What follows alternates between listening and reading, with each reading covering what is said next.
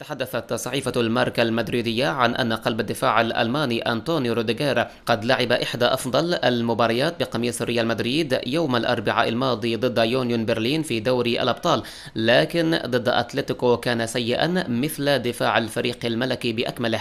هذا الأداء السيء من روديغير وألابا جعل الإعلام المدريدي يعتقد بأن قلوب الدفاع تفتقر إلى روح ميليتاو القيادية، ولكن هذا شعور خاطئ نوعا ما، ليس لأن ألابا وروديغير أفضل من ميليتاو، ولكن لأن البرازيلي نفسه افتقد التركيز في الفترة الأخيرة ما قبل إصابته بسبب مشاكله العائلية، وكان يعاني بدوره من سوء المستوى.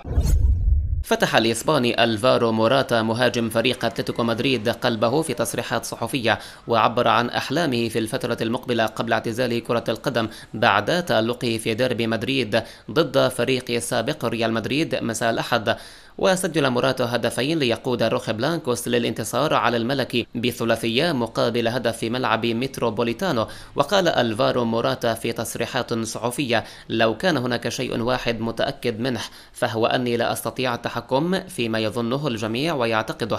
في مسيرتي الكروية كانت هناك أوقات عديدة نلت فيها تقدير، وفي أوقات أخرى لم أجده، ولكني لا أكترث سواء بتسجيل الأهداف أو بما يظنه الناس عني أو ما يطلبوه مني. وأضاف موراتا: ما أريد حقا ألا يأتي يوم اعتزال كرة القدم إلا وأنا متوج بلقب رفقة أتلتيكو مدريد، هذه هي رغبتي. وواصل اللاعب: لا يهم ما فزت به في مسيرتك الكروية والخبرات والمواقف التي مررت بها، الفوز بقميص أتلتيكو مدريد يجب أن يكون شيئا مختلفا عن كل شيء.